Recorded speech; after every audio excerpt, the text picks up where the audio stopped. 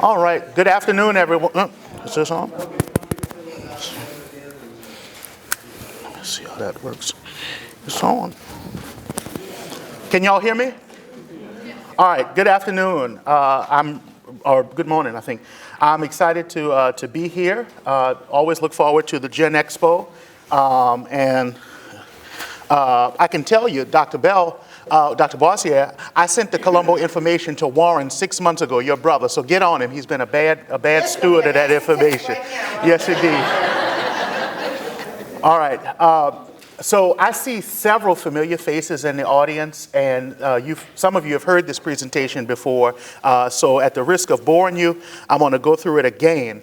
But for those of you who haven't heard it, I hope that you will take from this a bit of methodology and an idea of the questions to ask when you're pursuing your genealogy, as well as some of the documentary sources that we use in genealogy. I find that that is more important than anything. The celebrity factor, that it involves Pope Leo, or say with Finding Your Roots, it involves movie stars and people of note, that's interesting, but hopefully that'll just reel you in so that you pursue your own family lines, right? So this talk is centered around questions of relationship and identity in the ancestry of Pope Leo XIV. In 1999, the gentleman you see here, Don Devine, who was a towering figure in the field of genealogy, he said that you could really boil down genealogy to two questions: relationship and identity, right? Relationship is the easier one for us to understand. That is the legal or the genetic connection between two or more people. Brothers, sisters, mothers, fathers, brother-in-law, step-brother, half-brother, those sorts of things. That's sometimes it extends beyond that to what we call the fan club or fan network that each of our ancestors has. That term was coined by Elizabeth Shown Mills: friends, associates, and neighbors, right? These people have relationships with us. But that second question is identity, which is the characteristics and context that distinguish one person from another throughout time. Another way of expressing that comes from the book Ancestors and Relatives by Aviatar Zerubbabel is the norms we have of remembering, forgetting, and identifying. Keep that in mind as we kind of take this journey through Pope Leo's ancestry, the norms of remembering and forgetting. Right? We all know that there are those family stories that we repeat a million times, and yet there are those family stories that we don't talk about, right? So all of that shapes our identity, what we choose to remember and what we choose to forget. And we know that questions of identity are at the center of so much of literature, so many of the films, the soap operas that we watch, they all center around identity. One of my favorites comes from this movie in the 1940s. Some of you have seen it, Arsenic and Old Lace, in which the long-suffering nephew, Mortimer Brewster, toward the end of the film, his old aunts tell him, "Mortimer, darling, you're not a Brewster, you're the son of a sea cook." And he takes out over the cemetery yelling, "I'm not a Brewster, I'm the son of a sea cook." And the cab driver, who's been waiting for more than an hour, says, "Well, I'm not a cab driver, I'm a coffee pot." But with that said, identity can change rapidly, right? Just think about the morning of May 8th of last year when the man born in 1955 in Chicago as Robert Francis Prevost was asked the question, "What name do you take?" Or as it was declared to the world by the Cardinal Dean on the balcony of St. Peter's, "Qui sibi nomen imposuit," who takes upon himself the name of Leo XIV. Just in that sort of quick period of time, his identity changed, right? Not many people would have known Cardinal Robert Francis Prevost, but the whole world knows Leo XIV. A lot of people have asked in the months that have elapsed since May, "Oh, well, you just started researching because you saw that the Pope was a Prevost, and Prevost must come from Louisiana, right?" No. Or you assume that he was from Louisiana because his last name is Prevost. That isn't true either. One of the things we don't do in genealogical or historical research, and the two are closely related, is make assumptions. A lot of people assume that being a Prévost, or Prevost as we say in English, that his roots were in Louisiana. And people who assume that would have been wrong. Now, they wouldn't have been off base, but they would have been wrong. Why? The name Prevost or Prevost is most numerous. It occurs most often in the population in Louisiana, only preceded by Texas and California, which we know are major outposts in that outward migration out of Louisiana. People went to Southeast Texas, and a lot of people followed the Sunset Limited to California. So let's take a look at his paternal ancestry. Pope Leo's dad, a lifelong educator by the name of Louis Marius Prevost, was born in 1920 in Chicago. And if we were to look at his birth certificate, it says that his father, Jean, or John, he went by both, was a native of France, as was his mother, Suzanne Louise Marie Fabre, right? A name that also is quite common here in Louisiana, in Pointe-Coupee Parish in particular. It looks like we have a young man born in Chicago in 1920 to two French-born parents. He had one sibling, so this would be Pope Leo's dad's brother, his paternal uncle, who was also named Jean or John, as he was more often called, Prevost, who was born 3 years earlier in 1917 in Lackawanna, New York. Lackawanna is not far from Buffalo, New York. And this record confirms for us again that the dad is Jean Prevost, an instructor, a teacher from France, and the wife was Suzanne Fabre. I guess Fabre was the best they could do for Fabre in Lackawanna, New York, right? So again, it seems as though we're dealing with two French-born parents. The problem comes when we look at some later documents, like the 1950 census, which is in the inset at the top, as well as in the transcribed information from the death certificate for Pope Leo's paternal grandfather, Professor John R. Prevost, who passed away in 1960 in Chicago. His death certificate and the 1950 census both list his birthplace as not France, but Italy. Well, wait a minute. How do we get from France to Italy? Maybe, a lot of people would guess, maybe his name wasn't really Prevost. Maybe it was something more exotic, Provosti, or something like that. Well, no, that wouldn't be right either. The only document that links these two names, that links the names John R. Prevost to Salvatore Giovanni Rigatano, is this one. This is an alien registration on the right, which was recorded in 1942. In the period surrounding World War II, the country made an effort to document the location, the names by which individuals who were not naturalized citizens appeared in this country. Of course, it was a wartime measure. They had to record information such as when they arrived, the name under which they arrived, and the name that they use currently. Now, for most people, this would be, if any of you have Sicilian or Italian roots, and you do have to distinguish yours, you may have an ancestor named something like Salvatore, right? Salvatore. And in this country, they go by Sam, right? Or if you have a Giuseppe, it becomes Josephine, right? These were the sorts of changes that you find normally in these records. In this case, we have a man who makes a complete change from Giovanni Rigatano to John R. Prevost. And Giovanni Rigatano was born in 1876 in Milazzo in Sicily. Why the change? Well, one of those things that we probably want to forget, a love triangle.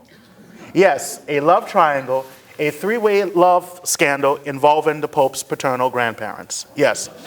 The man that you see on the left there is Giovanni Rigatano. That is Pope Leo's paternal grandfather.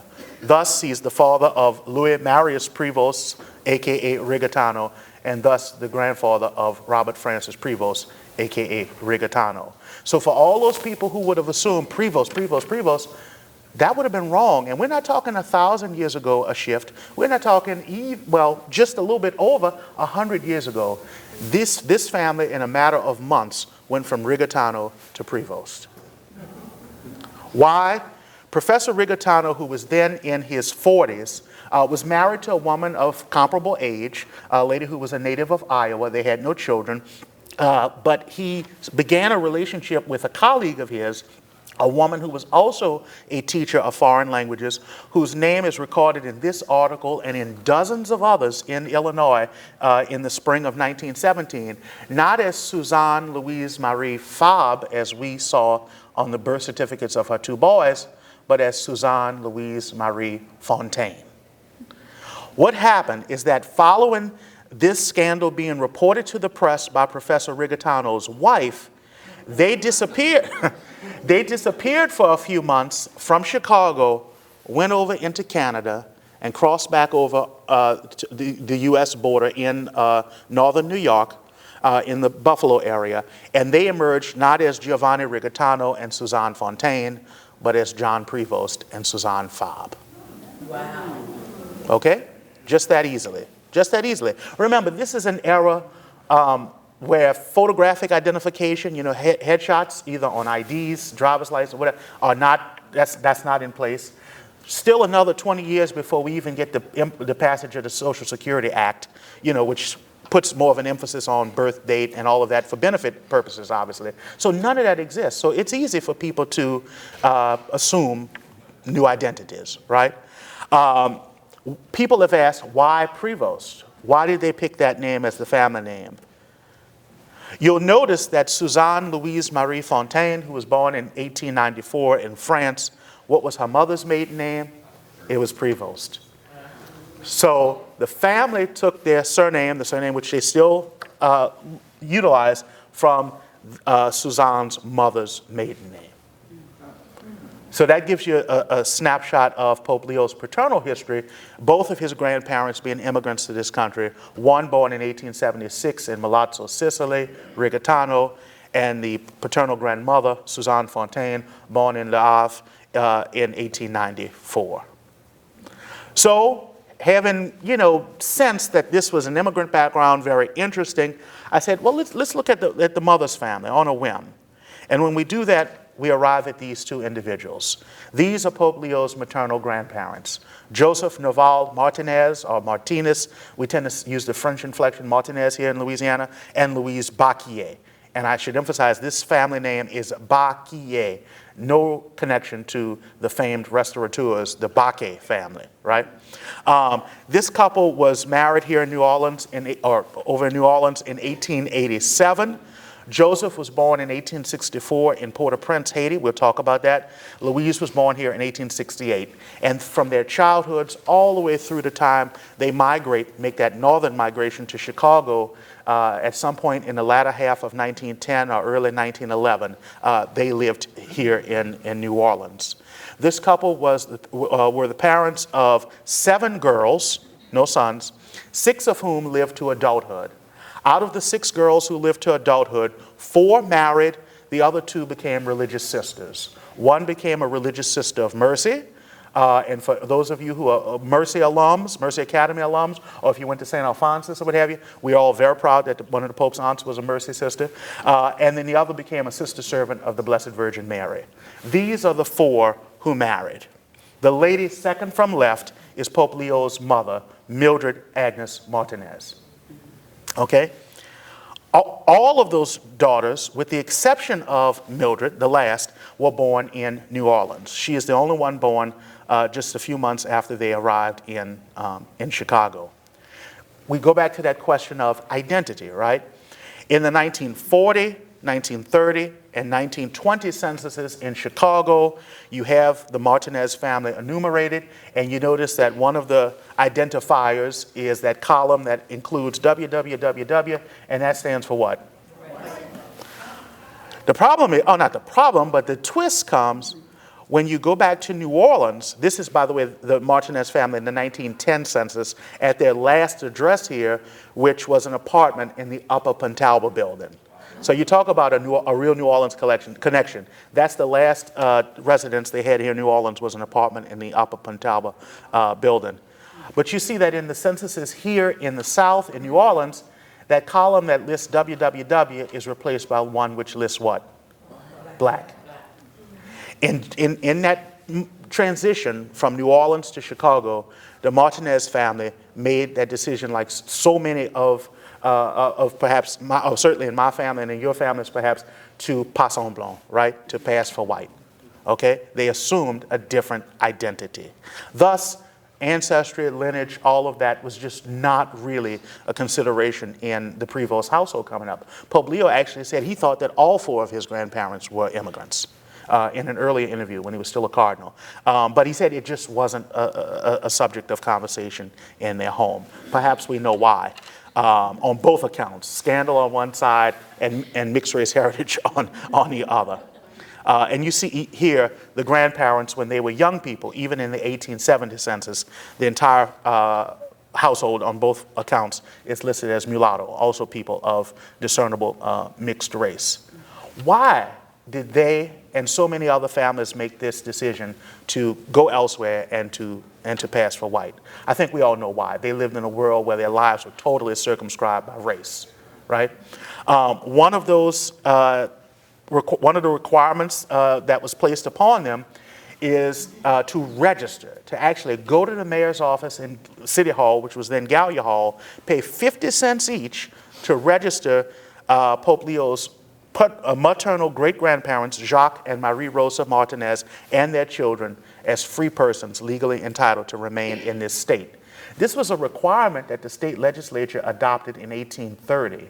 We have surviving in the city archives at the main public library from 1840 to 1864, about 4 or 5 volumes of these registers of free colored persons who were entitled to live here in Louisiana. They were required in other parishes to appear before the parish judge to do the same. Thus far, we only have surviving registers for one parish, and that happens to be Ascension Parish outside of New Orleans. Can you imagine how demeaning it was for them to have to haul the family down there? You see the age, the sex, the height, the profession, and most important, in the column listed as remarks for this family and for hundreds of others, you see that they had to offer some evidence of their status as free colored people. It could either be a copy of an act of baptism, a manumission document passed before a notary, or they could use the testimony of, as the term was used, 2 reputable white citizens. And in this case, that is what the Martinez family did. They had a man named Francis Mooney and another gentleman named Clement Ramos, to attest to the fact that they were free people lawfully entitled to be here. Clement Ramos was the half-uncle of Mrs. Rosa Ramos Martinez, the mother of this family. As conditions leading up to the Civil War and during the Civil War became even more intolerable, being stopped and forced to show free papers, still, of course, paying taxes but not permitted to send their children to what was then a burgeoning public school system, not able to use public conveyances on an integrated basis, all of these sorts of things. Many of these families made a decision to seek a life for themselves elsewhere. Many went to Mexico. There were colonies at Tampico and Veracruz. Others went to Cuba. Some went to other locales in this country or to France. And a lot of them went to Haiti. In fact, they were recruited to Haiti. President Fabre Geffrard, as well as the Emperor Suluk Faustin I, they recruited these Louisiana families, knowing that many of them were in skilled trades. Some of them had the benefit of a great deal of education to come and improve the economic, political, social climate in Haiti at that time. And so at some point between 1861 and 1864, they made the choice to go to Port-au-Prince, Haiti. However, they didn't stay long, anywhere from 2 to 4 years. They returned in February of 1866 to New Orleans. And it's fortunate that they did, because just a month later, there was a disastrous fire in Port-au-Prince that destroyed close to 2/3 of the city. And actually, Jacques Martinez participated in efforts to send relief down to Port-au-Prince. So with that gives you an idea of where we begin with the maternal history of Pope Leo, having worked our way back to his great-grandparents. This chart is just a partial tree. It could go on, it could be extended further, but it gives you an idea of some of the surnames which appear in his maternal lineage. All of these names, again, based in New Orleans or in South Louisiana. You have, of course, Martinez, you have Ramos, you have Ponquinet and Castell, which are the names at the top, the furthest to the left. Those are interesting because they are some of the oldest settlers of Louisiana. They got here in the 1720s, but They were actually Romani. They were Roma. They were gypsies. Yes. Huh? Panquine is Panquinete. Panquine. Panquine, yeah, Panquine. They were Roma. They came here in the 1720s. Pierre Denis was actually the sacristan at St. Louis Cathedral for about 20 or 30 years.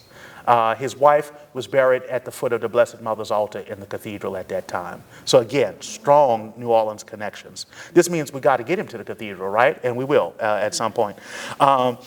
You see names like Rayo, which comes, who came from France in the 18th century. You have Bacquier, and you have a very large Louisiana family, Lamel.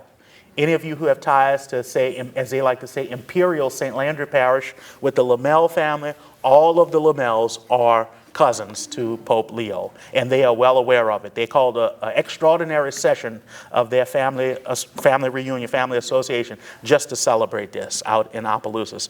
You also see Grand Pre. Grand Pre was commandant at the Point Coupé post back in the Spanish period. You also have Grandbois, who was, as we say, a foreign Frenchman. He came here in the 1830s. He was a druggist, a pharmacist, and Coppel. Just a snapshot of the maternal lineage. At this point, I want to shift to two case studies that involve particular lines of Pope Leo's family. If you have any questions during this, please feel free to stop me, because I hope that you will employ just some of these sort of tips, tricks of the trade in your own family lines. And so we start here, right? At one of our famed cities of the dead. This happens to be St. Louis Cemetery number 2, which is the one broken in 3 squares that all flank North Claiborne Avenue.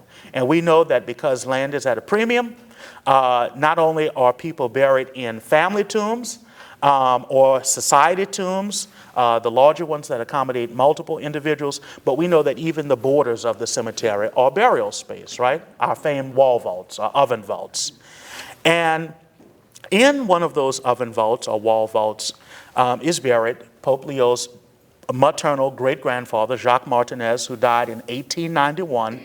And you see that in his certificate of burial, which is something that I requested, you can request from the Archdiocesan Archives, it tells us that he was interred in Vault 20 on the 3rd row, the alley parallel to Bienville Street, closer to Robertson Street. 20 years earlier, Jacques Martinez's mother, who appears with him in censuses and what have you, Marguerite Cadenet, she was interred in 1870, also in Vault 20, the 3rd row, the aisle parallel to Bienville, close to Robertson Street. If we have a mother and we have a son interred in that same vault 21 years apart, you think we're dealing with a family burial place? Yeah, that would be a very likely scenario. And by the way, here is that vault in the Bienville Street wall of St. Louis Cemetery 2, Square 3. And you see the inscription there which actually starts off with Marie Barrette. Marie Barrette. Now that's a totally new name to us. Why is this vault that contains, we know, at least 2, maybe more, likely more, members of the Martinez family? Why does it also include this lady, Marie Barrette? Why is she actually the first person interred there? Well, who becomes our research focus at this point? This Marie Barrette, who's buried in 1848. We go to her civil death record, and we find that the deponent who attested to the facts of her life and death was Jacques Martinez. Well, we know that name. Yes, ma'am. I have a question about the burial. Uh-huh. As far as the corners, are they buried one by one in those plots? So instead of them being buried underneath, they're buried like on top, horizontally? They're slid into the vault. Yeah, they slid into the vault one casket at a time.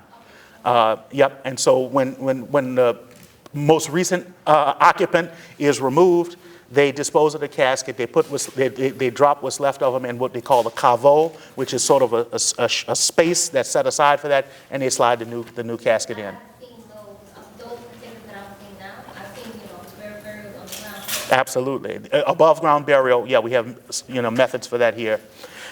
The death certificate was attested to by Jacques Martinez, who actually states that Marie Barrette was his grandmother. So now we see that connection, right? Well, if we know that Marie Barrette is there, we know that Jacques, her grandson, is there in 1891. We know that his mother, Marguerite Cadenet, is there in 1870. We can actually go to the ownership books, or sometimes you'll hear them referred to as the sexton's books for St. Louis Cemetery. They survive for St. Louis I and St. Louis II. I'm sorry, they survive for St. Louis Cemetery number 2 exclusively. And they are an interesting source because they compiled information from the chronologically kept interment books. This is basically a day book where one by one the sacristan or sexton would write down the interments that were made. This information was compiled based on the location. You see the darkened number 20 there, that's Vault 20, as we discussed earlier. All of the interments that are known to have taken place there. You see Marguerite Cadenet, we've discussed. You see several individuals with the Martinez name. At the very end, you see a Doublé, who's a great-grandson. Yes, ma'am? How do you get to that information? And is it complete so I know a location, I can find who's buried in that tomb? If you know a location, you can find the individuals who were recorded as being buried there. Now, are they 100% accurate? No. I found cases where we know that an interment took place and it's not listed. But they can be wonderful sources because there are some that are noted here in years that we don't have interment books or what have you. So it's great to compare the sources. They are on microfilm at the New Orleans Library, the city archives, and they also have been digitized and they're available on Family Search.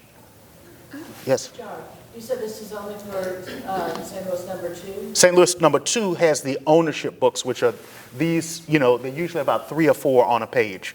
But the interment records we have for 1, 2, 3, I mean, we have them for most of the cemeteries here. And those are at the New Orleans? They're on microfilm at the main library in New Orleans. They're also on Family Search. Okay. And all of the JP libraries, or Jefferson Parish libraries, are Family Search affiliates. All of the New Orleans libraries are Family Search affiliates, and so is the Historic New Orleans collection, so you could access them there as well. When we look at the interments in this vault, yes, ma'am? Sorry, I just went up to the genealogy section before I came here, and they told me that they're not in the certificates. No. They're not? No. Jefferson is not? Okay. I know St. Tammany, all the branches of St. Tammany and all the branches of Orleans are. So Jefferson is not. Okay, well, an excuse to come into the city, right? All right. Or come to the Historic New Orleans collection, because we are an affiliate library as well. You'll note that all of the interments here check out, with the exception of 2. There's this elderly couple, Artemise Germain and Pierre Germain, who are interred in their late 70s, 2 years apart, 1875 and 1877. Well, if we can account for everybody else who was interred in the vault, except this Artemise and this Pierre, well then what does our research subject become then? Who were Pierre Germain and Artemise Germain? I hope you understand that you have to do this sort of bobbing and weaving if you're going to build a full picture of the family. I can't tell you how many people will say, nope, I'm researching the McDonalds, and that's all I want to do is McDonald. I'm not looking at the women. Yes, he married a Smith, and then his daddy married a Jones, but I'm not doing Smith and Jones. I'm just doing McDonald. And that is the #1 way to not advance your research, right? If you look at the marriage record and say, well, yeah, some Honora and some Duncan, you know, they were the witnesses. Who cares? Oh no, who cares? Would you have somebody stand in your wedding if you didn't know them? I don't think so. So those people are close to the family. That's what we mean when we say that fan method of friends, associates, and neighbors. So with that said, we pursue this Artemise Germain and Pierre Germain. And actually, their names weren't entirely unfamiliar to us, because remember when they came back from Port-au-Prince in 1866? Well, up toward the middle of the document, you have the Martinez clan. I just highlighted the dad, but you have his clan there. But look at the 2 names at the very bottom of the page. You have a P. Germain Delivre. Okay, now that's a different name, Delivre. And you have Artemise Delivre. And the ages match what we know from the burial entries in the ownership books. So who are these people? They're buried with the family.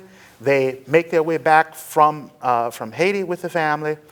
They even registered. We go back to that register of people, free colored people entitled to be in the state. They registered just 2 days earlier in the mayor's office.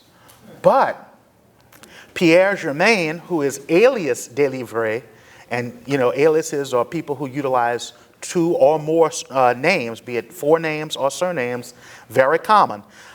We find out from his entry in the register of free colored persons that his proof was not a testimony from reputable citizens. He actually cited an act of manumission that was recorded before the notary Hugh Pettisclos in 1834, but look who manumitted him, our Marie Barrette.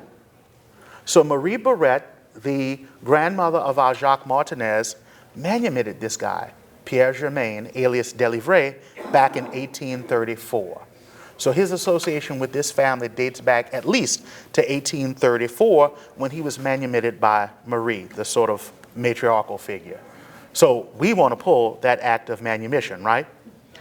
And when we pull that act of manumission, and here it is in 1834 from the notarial archives, you see that all of the legal requirements to manumit and enslave, and by when I say manumit, some people aren't as familiar with that word as emancipate, right?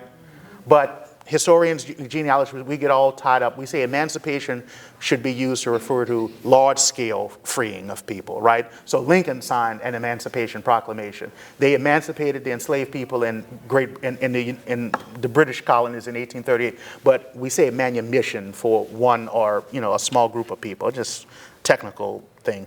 So in 1834, Marie Barrette freed this young man named Delivre, or Pierre Germain. The act of manumission passed before the notary Pettisclos, it provides us with no further clues as to a relationship between these individuals. However, one of the steps that Marie Barrette was required to complete in order to manumit Delivre is that she had to appear before the police jury. Yes, we did have a police jury in Orleans Parish at a point in time, which was the governing body for the parish, similar to a parish council these days, and state her intent to manumit him. In her petition to the police jury, there are 2 words which explain a lot. It says, l'esclave nommé Delivre, the slave named Delivre, son nephew, her nephew, her nephew. This only appears in the petition. It doesn't appear in the actual act of manumission. Jack, Yes. how did you get from the manumission to the police jury record? I mean, how did you? It is, that's a great question. It is referenced in all of this jargon that you see here in the full page and in the 2 or 3 pages that go along with it. In the act of manumission, they said, having complied with the legal steps required, petitioning the police jury and having it read at 2 of their meetings. The parish judge, who was the head of the police jury, issuing an order to the sheriff to have a notice posted for 40 days that this lady or this owner intends to manumit the enslaved person, getting the return from the sheriff that nobody made opposition during those 40 days, and then finally proceeding to the act of manumission. That clue is what led That clue. that information in the petition. That's right. Is what led you to get to that. That's right. Right. Yeah.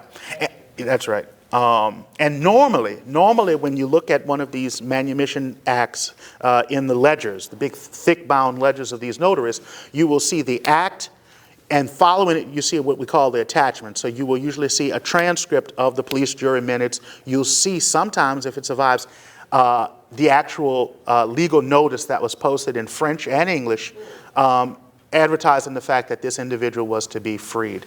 And was this in English? I can't remember. No, this is in French. This is in French. No. Pettisclos was a Creole himself, and he was one of the favored notaries by the Creole population. No, this is in French. And so one of the things that we get from this act of manumission that is really important, because we know now this is not simply an individual that she purchased as sad to say it that way, but as an investment, or individual that she purchased perhaps with the intent of freeing, which was done often. This was a relative of hers. And it tells us that she came into the possession of Delivre, having purchased him 5 years earlier from a woman named Rose Tagrin. She was the widow Tagrin. And the Tagrin family, through these series of transactions that you see here, they acquired him in 1818. So we're back to 1818 if we follow the chain of title on this young man, just like we would do the chain of title on a house, right? Or on another piece of property that's recorded. We would work our way back. You do that for enslaved ancestors. And if we do, we get back to this act in 1818 where Charlotte Tagrin, who was a free woman of color, purchased him from a widowed woman named Anne-Sophie Jonton, who was in the first instance the widow of Barrette. We've seen that name before, or Beret, and in the second instance of Acadie, and we've seen that name before. Marie Barrette's daughter, Marguerite Acadie, who was the mother of Jacques Martinez. And so we've worked him back to the owners who state that he was a mulatto man, 17 or 16 years old, and he belonged to her, the widow Barrette, having been born on her plantation in the colony of Saint-Domingue. And Saint-Domingue was the colonial name for Haiti. So that's pretty cool, because now we find out that when they went to Haiti for that brief period in the 1860s, they were actually returning to a place where they had ancestral roots. So that's cool. And like so many Louisiana families may have had ancestral roots in Haiti. We know that Delivre came from there. Well, if Delivre was brought here in the possession of the widow Beret, well, his aunt must have been brought here, right? And sure enough, just a few months after this act, when Delivre was sold, in May of 1818, the widow Beret petitioned to manumit Marie, or Marie. This is our Marie Barrette. And so she obtains her freedom in May of 1818, when the widow Beret was on the brink of actually traveling to France. So this is a widowed white woman who had gone from her plantation in Saint-Domingue or Haiti to Louisiana, and with her family, she makes a decision to settle for good in France. But before she does so, she manumits Marie, who was then a little bit over 40, and she sells, probably because he had a greater cash value, she sells Delivre to the Tagrin family. As I said, one of the steps that was required to manumit Marie was to have this notice posted for a 40-day period. And you see it in English on one side and French on the other. In her petition to the parish judge, the widow Beret states that Marie was her whole possession, meaning that she was not co-inherited with anyone else, or if there was a partnership or anything, she was her whole possession, having begun on the island of Hispaniola, which is where Saint-Domingue or Haiti is located, where the slave was born. Right? So that was a real journey to get from Joseph Martinez to Jacques Martinez to Marguerite Acadie to Marie Beret or Barrette. But just one example from the Pope's maternal history. We'll do one more case study, and that involves the grandmother, this lady, Louise Bacquier, who, as I said, was born in New Orleans in 1868, got married when she was 19 at this church, Our Lady of the Sacred Heart, which at that time was at North Claiborne and Annette Streets in the 7th Ward neighborhood. Some of you, if you grew up in this city and grew up downtown, you may remember Our Lady of the Sacred Heart as being on St. Bernard Avenue. And the building is still there. It's now a part of a senior housing complex. When this church came down in the storm of September 1915, they rebuilt on St. Bernard Avenue. Okay? But this is the church where she was married in 1887. This is her baptismal entry in 1868 from Annunciation, another church that, as we say, ain't there no more. The building is, but the church has long since been closed. And it gives her parents Ferdinand David Bacquier and Eugénie Grandbois, right? Beautiful names. Ferdinand David Bacquier and Eugénie Grandbois, 1868. We have their marriage, which took place at St. Mary's on Charter Street. right? More known in the late 19th to early, and throughout the 20th century as St. Mary's Italian, right? In years before that, it was more often called St. Mary's Lafourche because it was attached to the old convent. Y'all might not know this. The nuns left there a long time ago. The sisters left in the 1820s and moved down to a site that's now a part of the Industrial Canal. After the sisters left the convent on Charter Street, this became the residence of the archbishops. Okay? So that's why to the old population, they always called it Lafourche or the archbishopric, the archbishop's residence. And they were married at St. Mary's Church in 1864. And you see there the names of both of their mothers. In one case, Bacquier, his mother was Celeste Lamel. Grombois, her mother was Odile Coppel. And that's also the name recorded on her baptismal record in 1840 from the cathedral. So they're making this circuit. I mean, you got Our Lady of the Sacred Heart, you got Annunciation, you got St. Mary's in the quarter, and then, of course, you have the cathedral when you go back to the 1840s. The problem is this Odile Coppel, she appears under that name time and again, 1850 census, 1860, 1870. She dies in 1873, and you see her civil death record here as Mrs. Odile Coppel. Nothing to link her to a family. No Coppels show up as nan and parent, as the godparents to her children. There are no Coppel, well, she never marries, but we just don't see any Coppels in her family circle, right? And so most people say, oh, well, she must have, been born on Mars, and I'm at a brick wall, I'm going to stop. How many of you've done it? How many of you have done that with your ancestors? Oh, I don't know where she came from, I'll just have to get back to it, and you probably never do. No, we don't do that. We look for every available source, right? We have her civil death record here, but we don't stop there. We go to her interment record, right? And once again, the cities of the dead, our cemeteries, will kind of lead us to where we need to be.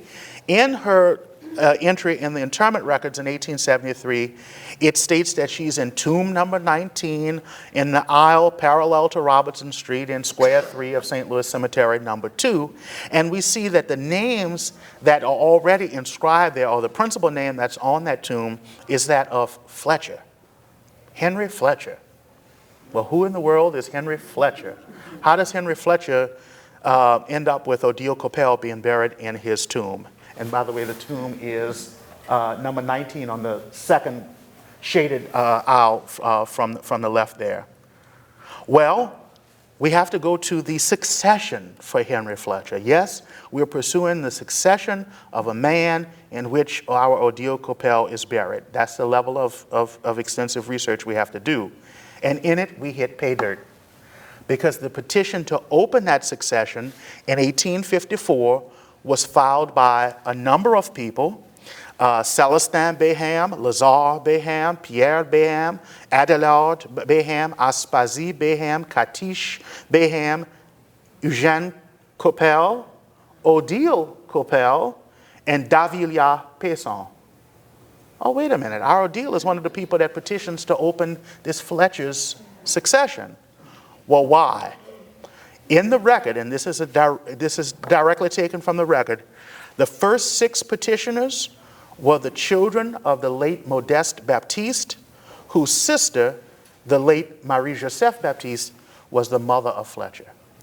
And the next 2 petitioners, Eugène and Odile Coppel, were the children of a woman who's just listed as La Fille, which means what? The girl or the daughter. That was her nickname, La Fille, who's also a deceased daughter of Modeste Baptiste, who was a sister of the late Marie-Joseph Baptiste, who's the mother of Henry Fletcher. That's a very detailed way of saying that our Odile Coppel and Henry Fletcher were first cousins. Henry had, he was a widower, so he had no surviving spouse.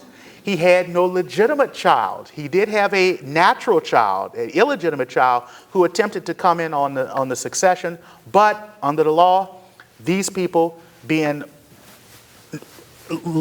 part of his lawful antecedents, people who were related to him by way of his mom and his grandmother, they took precedent, and so they received his estate. That natural daughter who fought it for a long time, and that makes for good reading and good genealogy, she didn't get anything. But Odile Coppel and the other first cousins did.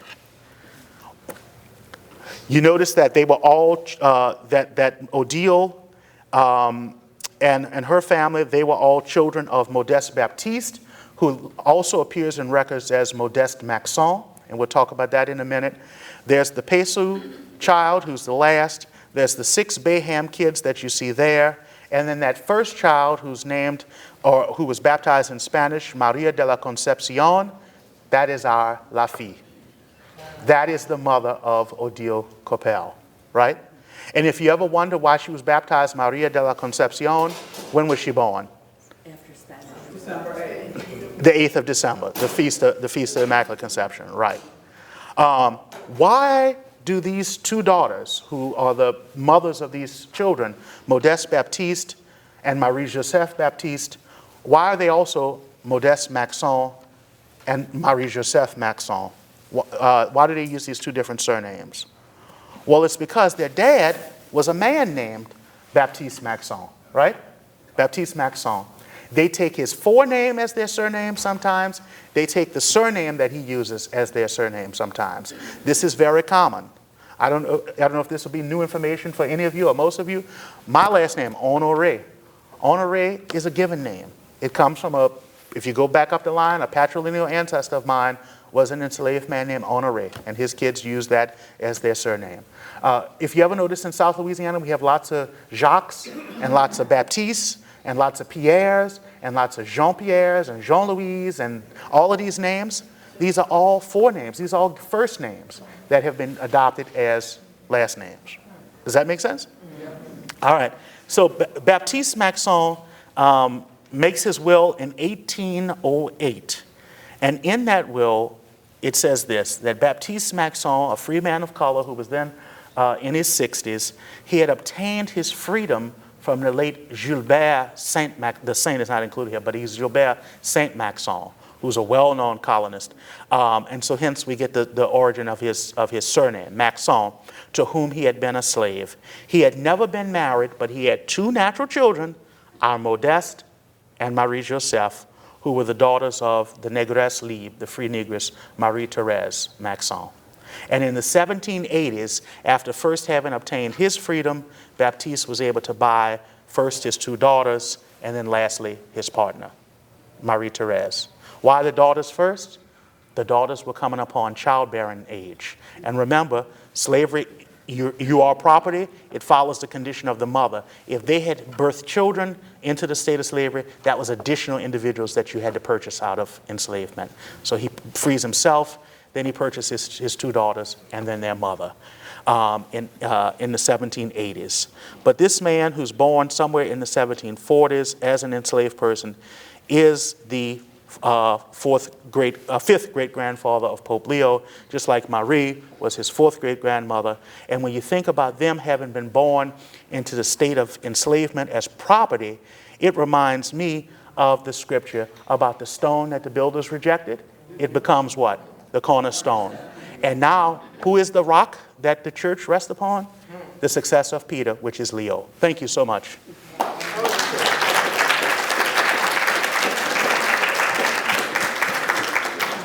Yes, sir. Quick question, have all of this information been related to, sent to the Pope? Yes, an overview of it has been sent to the Pope. Yes, yeah. Yes, ma'am.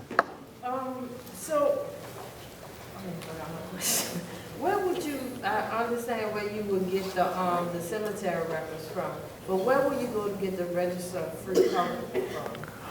So it was transcribed and published by Le Comité des Archives, which is a genealogical group based out of Baton Rouge by Judy Riffle, their past president. So it's available in this library and just about all of the major genealogy libraries. Also, it's been digitized by LSU as a part of their Free Person of Color project. You can just Google it, Free Person of Color Project LSU, and it's there. But remember, it's useful if you have ancestors who were free people of color. And the only way to do that is to work your way back to the antebellum period. Any other questions? All right, well, thank you all so much. I appreciate it.